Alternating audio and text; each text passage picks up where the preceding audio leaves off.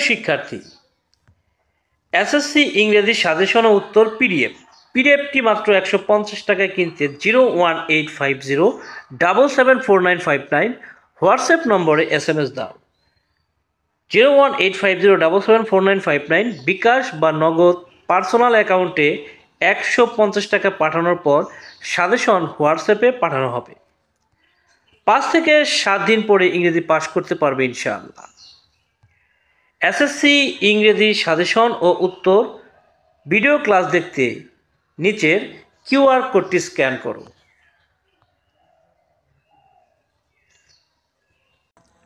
বিসমিল্লাহির রহমানির রহিম।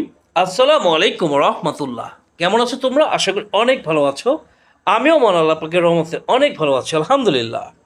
তো আজকে আমি তোমাদের মাঝে হাজির হয়েছি নতুন আরেকটি ভিডিওতে। আর আজকের এই ভিডিওটা হচ্ছে তোমাদের এসএসসি পরীক্ষার্থী 2025 রয়েছে তাদের জন্য। মাত্র 20টি কম্প্লেক্স সেন্টেন্স পড়লেই তুমি পরীক্ষার হলে 5টি কম্প্লেক্স সেন্টেন্স ইনশাআল্লাহ কমন পেয়ে যাবো। তো অবশ্যই এই ভিডিওটি শুরু থেকে একদম শেষ পর্যন্ত কন্টিনিউ করো। এটা সুনির্দিষ্ট কোনো বোর্ডের জন্য না, এটা আমি সকল বোর্ডের জন্যই এই ভিডিওটা দিয়েছি। তো অবশ্যই ভিডিওটি শুরু থেকে শেষ পর্যন্ত কন্টিনিউ করো। যারা আমার চ্যানেলটা এখনও সাবস্ক্রাইব করো নাই তারা দ্রুত সাবস্ক্রাইব করে দাও, আর যারা করেছে তাদেরকে অসংখ্য ধন্যবাদ। আমাদের ফেসবুক পেজের নাম হচ্ছে রাফি এডুকেশন। যা আমাদের পেজটা এখনও ফলো দেওয়া নাই তারা অবশ্যই আমাদের পেজটা ফলো দিয়ে নাও। ওকে, চলে যাচ্ছি আমাদের আজকের আলোচনায়। তো দেখো, আমি প্রথমে বলে দিয়েছি যে তোমাদের মাত্র 20টি কম্প্লেক্স সেন্টেন্স পড়তে হবে। নাম্বার 1 দেখতে পাচ্ছ যে ইট ইজ হাই টাইম। যদি ইট ইজ হাই টাইম এটা চলে আসে তাহলে তুমি জাস্ট কি করবা, গ্যাপ স্থানে জাস্ট লিখে দিবা we did the work. Just তোমার কমপ্লিট সেন্টেন্স হয়ে যাবে। ঠিক আছে, তুমি গ্রামার বুঝো বা না বুঝো, তুমি কিন্তু কমপ্লিট সেন্টেন্স পরীক্ষার হলে অ্যান্সার করে ফেলতে পারতেছো। ওকে ওকে, চলে যাচ্ছি 2 নম্বরে যে হি টক্স অ্যাজ ইফ বা অ্যাজ দো। অ্যাজ ইফ মানে যেন, অ্যাজ দো অর্থ যেন। তো অ্যাজ ইফ বা অ্যাজ দো এর আগে যদি ভার্বের প্রেজেন্ট ফর্ম থাকে, ঠিক আছে, যদি ভার্ব প্রেজেন্ট ফর্ম থাকে তাহলে জাস্ট তুমি গ্যাপের জায়গায় লিখে দিবা সাবজেক্ট বসায়া নিউ এভরিথিং। জাস্ট তুমি যে সাবজেক্টটা থাকবে, এখানে যেহেতু হি ছিল তো হিটা বসানো হয়েছে, এরপরে এই গ্যাপের মধ্যে তুমি কী বসিয়ে দেবা, নিউ এভরিথিং। ওকে ওকে, অর্থাৎ সে কথা বলে যেন সে সব কিছু জানে। ওকে, এবার আমরা 3 নম্বর যাব। 3 নম্বর মধ্যে কি আছে যে he behave as if or as though. তো এখন এই অ্যাজ ইফ বা অ্যাজ দো অর্থ হয়েছে কি, যেন। তো এর আগে কি আছে, ভার্ব টু আছে। আগেরটায় কি ছিল, আগেরটা ছিল ভার্ব 1, এবার কি আছে ভার্ব 2। যদি ভার্ব 2 থাকে অ্যাজ ইফের আগে বা অ্যাজ দো এর আগে, জাস্ট যে সাবজেক্টটা থাকবে, এখানে যেহেতু হি ছিল তো হিটা রাখা হয়েছে, এরপরে জাস্ট তুমি এখানে বসে দাও হ্যাড নন এভরিথিং। জাস্ট তুমি এই কথাটা বসে দাও সাবজেক্টের পরে হ্যাড নন এভরিথিং, তোমার কিন্তু কমপ্লেক্স সেন্টেন্স হয়ে যাবে। এবার দেখো 4 নাম্বার কি রয়েছে, ইউনাইটেড উই স্ট্যান্ড। এটা একটা প্রবাদ বাক্যের অর্ধেক অংশ। তাহলে বাকি অংশ তোমাকে লিখতে হবে ইউনাইটেড উই স্ট্যান্ড যদি থাকে তাহলে তোমাকে লিখতে হবে ডিভাইডেড উই ফল, অর্থাৎ একতায় উত্থান বিভেদে পতন। এরপর 5 number as you sow. As you sow, তো এটা চলে আসে, তাহলে এটাও একটা প্রবাদ বাক্য। তো অর্ধেক দেওয়া আছে প্রবাদের অর্ধেক, তাহলে বাকি অর্ধেক তোমাকে লিখতে হবে so you reap. So you reap, অর্থাৎ এটার অর্থ হচ্ছে যেমন কর্ম তেমন ফল। ওকে, এরপর দেখো it is many year since. It is many year since. তো দেখো এখানে সিন্স রয়েছে, তো এই সিন্সের আগে যদি প্রেজেন্ট টেন্স থাকে, অর্থাৎ it is many years, it is many years, এ তো প্রেজেন্ট। তো প্রেজেন্ট থাকলে পরে অবশ্যই পাস্ট হয়। তো তোমার প্রেজেন্ট পাস্ট এগুলা মনে রাখার কোনো প্রয়োজন নাই। হ্যাঁ, তুমি জাস্ট যদি দেখো যে সিন্সের আগে কি আছে, প্রেজেন্ট আছে, তাহলে সেই ক্ষেত্রে তোমাকে কি করতে হবে, জাস্ট তুমি লিখে দাও যে we meet first. We meet first, তোমার কিন্তু কমপ্লেক্স সেন্টেন্স হয়ে যাবে। জাস্ট তোমাকে বুঝতে হবে যে সিন্সের আগে প্রেজেন্ট আছে কিনা। যেহেতু এখানে ইজ, তো ইজটা অবশ্যই কি প্রেজেন্ট, যেহেতু এটা প্রেজেন্ট, এরপর জাস্ট তুমি উই মিট ফার্স্ট কথাটা বসায় দাও, তোমার কমপ্লেক্স সেন্টেন্স হয়ে যাবে। এবার যদি সিন্সের আগে যদি পাস্ট থাকে, অর্থাৎ আগেরটা ছিল ইজ, এবার কিন্তু ইজ নাই, এবার আছে ওয়াজ, তো ওয়াজ থাকার কারণে তোমাকে এবার লিখতে হবে উই হ্যাড মিট ফার্স্ট। তো সিন্সের আগে যদি পাস্ট থাকে তাহলে তুমি জাস্ট কি লিখে দিবা অ্যান্সারটা উই হ্যাড মিট ফার্স্ট। এরপর দেখো he works first list, he works first list. তো এখন দেখো এই যে লিস্ট যদি থাকে তাহলে সেক্ষেত্রে তোমাকে জাস্ট কি মনে রাখতে হবে যে লিস্ট কথাটা থাকে সাবজেক্টের পরে জাস্ট মনে রাখবা should miss the point, should miss the point. কখন তুমি এটা ব্যবহার করতে পারবা, অবশ্যই লিস্ট কথাটা উল্লেখ থাকতে হবে। তো এখানে যে সাবজেক্টটা ছিল হি, হি দেওয়া হয়েছে, এরপর জাস্ট তুমি মনে রাখো কি শুড মিস দ্য পয়েন্ট, তোমার অ্যান্সার হয়ে যাবে। এবার দেখো পরেরটা আছে 9 নাম্বার ওয়াক কেয়ারফুলি লিস্ট। তো এইখানে দেখো যে ওয়াক এটা কি ভার্ব ওয়ান দিয়ে শুরু হয়েছে, এই নিয়মটা কিন্তু লিস্টের নিয়ম। তো এটা কি ভার্ব ওয়ান দিয়ে শুরু হয়েছে, অর্থাৎ এখানে ওয়াকের আগে কি কোনো সাবজেক্ট নাই। তো এরকম যদি দেখো যেটা কোনো ভার্ব দিয়ে শুরু হয়েছে বা ওই সেন্টেন্সটার মধ্যে সাবজেক্ট নেই তাহলে সেক্ষেত্রে তোমাকে ইউ ব্যবহার করতে হবে, ইউ। আর লিস্ট থাকলে কি লিখতে হয় শুড মিস দ্য পয়েন্ট। তো জাস্ট এখানে যেহেতু ভার্ব দিয়ে শুরু হয়েছে তুমি প্রথমে ইউ নিলা, তারপরে তুমি জাস্ট লিখে দাও শুড মিস দ্য পয়েন্ট, তোমার কিন্তু কমপ্লিট সেন্টেন্স হয়ে গেল। ওকে ওকে। এইবার যদি থাকে আই উইশ বা উড দ্যাট, এরকম যদি তোমাকে দেওয়া হয় যে আই উইশ বা উড দ্যাট, তাহলে সেক্ষেত্রে তুমি জাস্ট যে সাবজেক্টটা থাকবে সেই সাবজেক্টটা বসাবা, সাবজেক্টটা বসানোর পরে এখানে একটা অয়ার বসাবা, সাবজেক্ট বসানোর পরে কি বসাবা অয়ার বসাবা, তারপরে এ অথবা এন বসাবা, তারপরে একটা নাউন বসায় দিবা। ঠিক আছে, অর্থাৎ তোমার যেটা হওয়ার ইচ্ছা, তোমার কি রাজা হওয়ার ইচ্ছা নাকি রানী হওয়ার ইচ্ছা নাকি পাখি হওয়ার ইচ্ছা নাকি ধনী হওয়ার ইচ্ছা, কি ইচ্ছা সেই ইচ্ছাটা তুমি জাস্ট এখানে বসায় দিলা। অর্থাৎ I were a king, I wish আমার ইচ্ছা থাকে আই ওয়ার এ কিং, আমি যদি রাজা হতাম।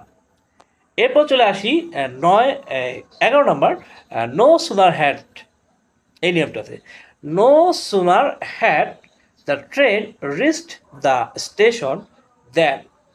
তো কোনো সেটা যদি দেখো যে নো সুনার হ্যাড রয়েছে, হ্যাঁ, তাহলে তোমাকে কি করতে হবে জাস্ট এখানে নো সুনার হ্যাডের পরে দেখো একটা সাবজেক্ট রয়েছে দি ট্রেন। ঠিক আছে, অর্থাৎ এখানে ট্রেনটা হচ্ছে সাবজেক্ট। তো এই সাবজেক্টটা আর তুমি ব্যবহার করতে পারবা না। তো এই সাবজেক্টটা বাদে তুমি যে কোনো সাবজেক্ট একটা সাবজেক্ট নিতে হবে তোমাকে। তো এখানে ধরো হি নিলা, হি নেওয়ার পরে জাস্ট কেম বসায় দাও, তোমার অ্যান্সার কিন্তু হয়ে গেল। অর্থাৎ নো সুনার হ্যাড যদি থাকে, হ্যাঁ, অথবা এরকম থাকতে পারে হার্ডলি হ্যাডও থাকতে পারে, hardly had dot dot when, scarcely had dot dot when, as soon as dot dot comma, when dot dot কমা। হ্যাঁ, এগুলোর ক্ষেত্রে কিন্তু একই নিয়ম প্রযোজ্য। জাস্ট তোমাকে কি করতে হবে সাবজেক্ট, যে সাবজেক্টটা আছে ওই সাবজেক্ট না নিয়ে অন্য আরেকটা সাবজেক্ট নেওয়া, হ্যাঁ, মানে ভিন্ন একটা সাবজেক্ট নেওয়া, তারপর জাস্ট এর সাথে কেমটা বসায় দাও, তাহলে তোমার অ্যান্সারটা হয়ে গেল। ওকে ওকে। আমরা চলে যাচ্ছি 12 নাম্বার এ ম্যান ইজ নন, এটা একটা প্রবাদ বাক্য, এ ম্যান ইজ নন। ঠিক আছে, প্রবাদের অর্ধেক দেওয়া আছে, তাহলে বাকি অর্ধেক তোমাকে লিখতে হবে। তো বাকি অর্ধেকটা কি by the company he keeps, by the company he keeps. Okay আচ্ছা, এরপর দেখো স্টিচ ইন টাইম, এটা প্রবাদের অর্ধেক দেওয়া আছে এখানে, তো বাকি অর্ধেক তুমি লিখে দাও সেভস 9।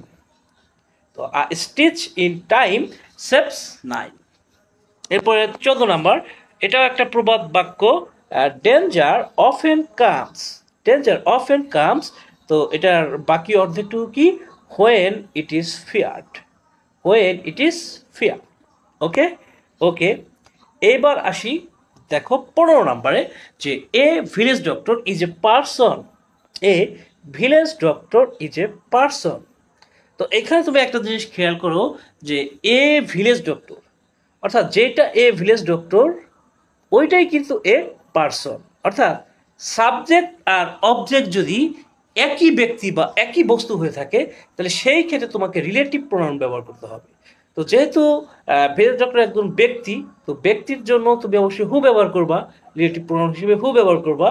এবং যদি ব্যক্তি হয়ে থাকে তাহলে সেক্ষেত্রে তুমি মনে রাখবা ইজ এ ফ্যামিলিয়ার ফিগার, অর্থাৎ ব্যক্তির জন্য হু বসাইছো, আর ব্যক্তি যদি হয়ে থাকে তাহলে সেক্ষেত্রে ইজ এ ফ্যামিলিয়ার ফিগার এইটুক বসায় দাও। সেন্টেন্স যা মনে হয় তাই থাকুক, তোমার অ্যান্সার কিন্তু হয়ে যাবে। ওকে আচ্ছা, এখন পরেরটা কিন্তু আবার বস্তু, ইট ইজ ওয়াটার। তো ওয়াটারটা কি একটা বস্তু, যেটা ইট ওইটাই কি ওয়াটার, তার মানে ইট আর ওয়াটার একই বস্তু। তো যেই কারণে এখানে যেহেতু বস্তু, এখানে হুইচ, যদি বস্তু হয় তাহলে হুইচ বসাবা, আর এর সাথে তোমাকে আর একটু জিনিস মনে রাখতে হবে, is a vital part of our life. যদি বস্তু হয় তাহলে সেক্ষেত্রে হুইচটা বসানোর পরে is a vital part of our life এতটুকু বসায় দাও, তোমার অ্যান্সার হয়ে যাবে। হ্যাঁ, তো দেখো এইভাবে মনে হয় না তুমি যে এই কম্প্রিহেন্ডিং সেন্টেন্স এর আগে তুমি কখনো পড়েছো। হ্যাঁ, আজকে হয়তো ফার্স্ট পড়তেছো, বাট আমি তোমাকে 100% এনশিওর করে দিচ্ছি যে এত সহজে তুমি এর আগে কখনোই পড়ো নাই। হ্যাঁ, আর এইভাবে যে তুমি এই 20টা জাস্ট এই 20টা মনে রাখতে পারো। তুমি হয়তো বা টেস্ট পেপার পড়ে পড়ে একদম শেষ করে ফেলেছো, কিন্তু তারপর তোমার এই কম্প্রিহেনশনের সমস্যা ছিল। তো আজকের পরে আমি মনে করি যে আজকের পরে আর তোমার সমস্যা থাকার কথা না। ওকে ওকে, চলে যাচ্ছি 17 নাম্বার। 1971 মানে 1971 সাল is the year. Okay, 1971 is the ইয়ার। তো যেটা 1971 ওইটাই কিন্তু একটা বছর। ওকে, তো যেহেতু বছর এটা একটা সময় বোঝাচ্ছে, সময়ের ক্ষেত্রে সেক্ষেত্রে তোমাকে কি লিখতে হবে, হোয়েন, তারপরে সাবজেক্ট বসাও উই। যেহেতু 1971 সাল অতীতের কথা বলা হচ্ছে, তাহলে এখানে গট মানে ভার্ব টু দিতে পারি আমরা, তারপরে বাকি অংশ দিয়ে দাও। ঠিক আছে, তাহলে এটা অ্যান্সারটা হয়ে গেল।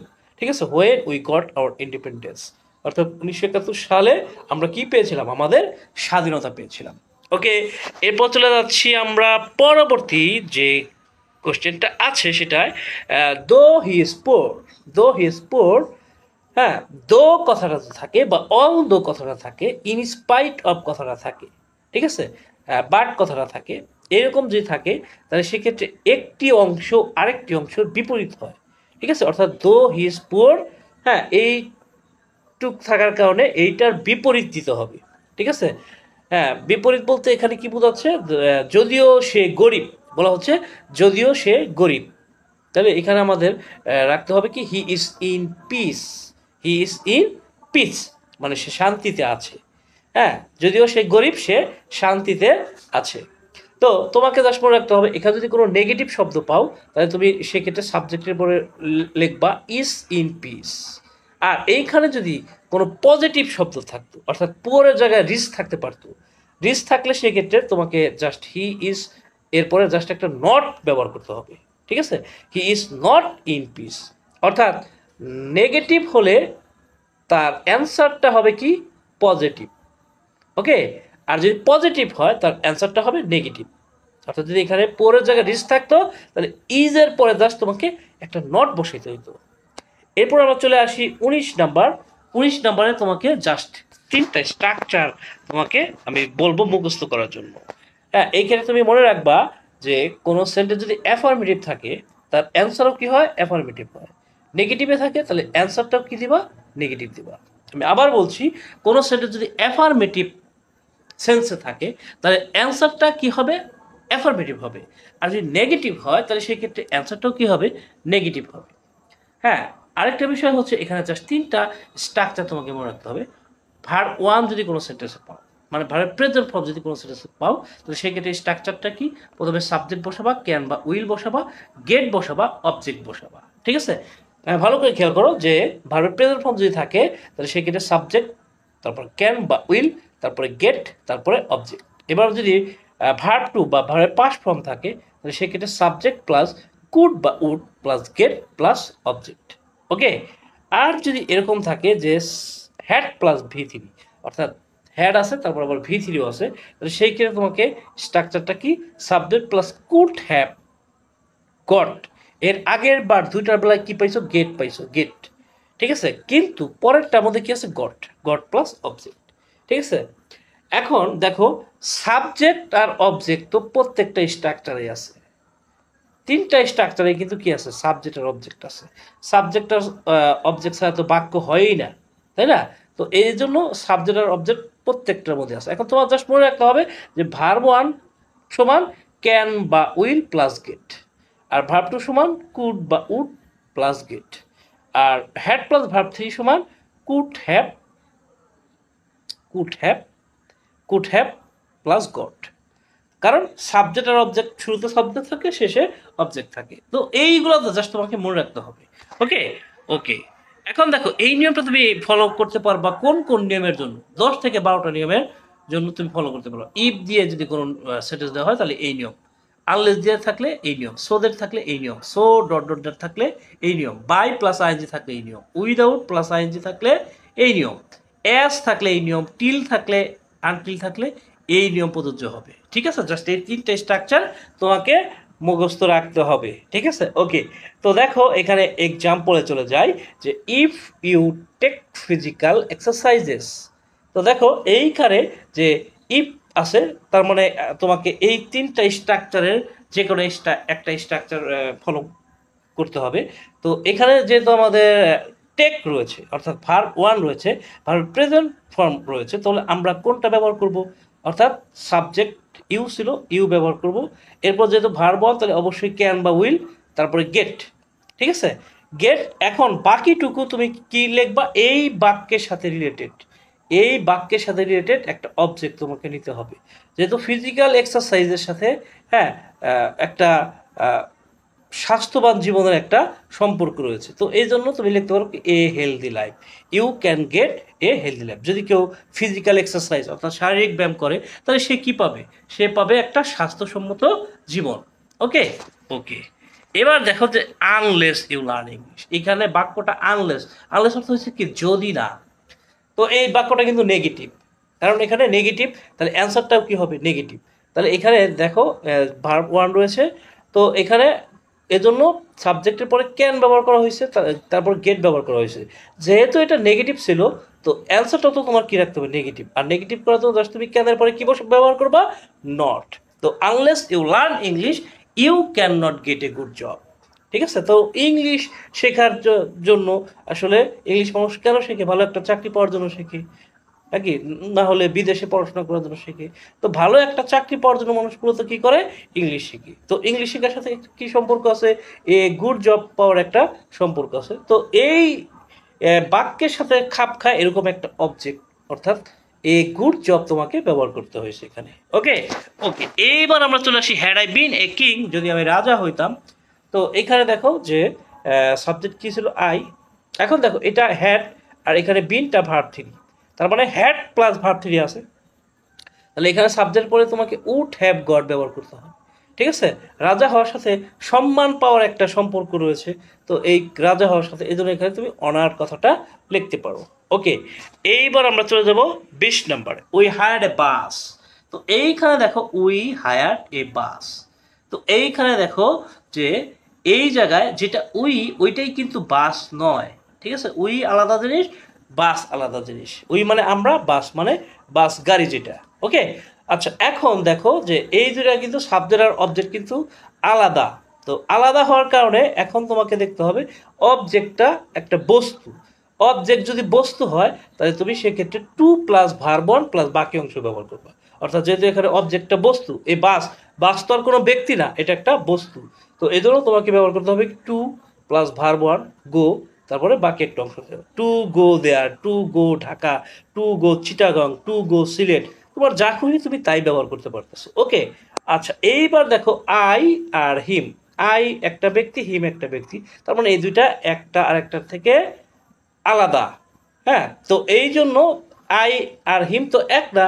তো এখন দেখো এইখানে যে অবজেক্টটা আছে হিম, তো হিমটা হচ্ছে ব্যক্তি। তো আগেরটা কি ছিল? বস্তু। এই যে বাস ছিল কি? বস্তু। এই বাসটা ছিল কি? বস্তু। বাট হিমটা কি? ব্যক্তি। তো ব্যক্তি হলে তোমাকে কি করতে হবে? ভার্বের সাথে আইএনজি করতে হবে, তারপর একটা অবজেক্ট বসাইতে হবে। অর্থাৎ I saw him reading a বুক, আমি তাকে দেখলাম একটি বই পড়তে। ওকে ওকে। তো এই 20টি ছিল কি তোমার কমপ্লিসেন্সের জন্য আমার সাজেশন। তো এই 20টি থেকে ইনশাল্লাহ তুমি কমন পেয়ে যাবে ইনশাল্লাহ। তো তুমি অবশ্যই প্রবাদ বাক্যগুলো টেস্ট পেপার থেকে একটু দেখে যাবা, কারণ প্রবাদ বাক্য থেকে একটি হলেও তোমার কমন পড়বেই। ঠিক আছে, এই জন্য প্রবাদ বাক্য মিস করা যাবে না। প্রবাদের থেকে এরকমও থাকতে পারে, যেমন দেয়ার গোস এ প্রবাদ দ্যাট। যদি এরকম কোনো বাক্য তোমাকে দেওয়া হয়, তুমি জাস্ট যে কোনো একটা প্রবাদ বাক্য ওই গ্যাপের মধ্যে বসায় দিবা, অর্থাৎ এই গ্যাপের মধ্যে বসায় দিবা। হ্যাঁ, তুমি যেটা জানো, honesty is the best policy, time and tide wait for none, তোমার যেটা জানা আছে সেটা বসায় দিবা। অনুরূপভাবে এরকম থাকতে পারে ইট ইজ সেইড দ্যাট, তাহলেও তুমি এখানে তুমি একটা প্রবাদ বাক্য বসায় দিবা। অনুরূপভাবে উই নো দ্যাট এরকম যদি থাকে তাহলে তুমি এখানে একটা প্রবাদ বাক্য বসাই দেবা। তো এই ছিল আজকের আলোচনা। আগামীতে কথা বলবো অন্য কোনো টপিক নিয়ে। সে পর্যন্ত সবাই ভালো থাকবে, সুস্থ থাকবে, সুন্দর থাকবে। টাটা, আসসালামু আলাইকুম রহমতুল্লাহ।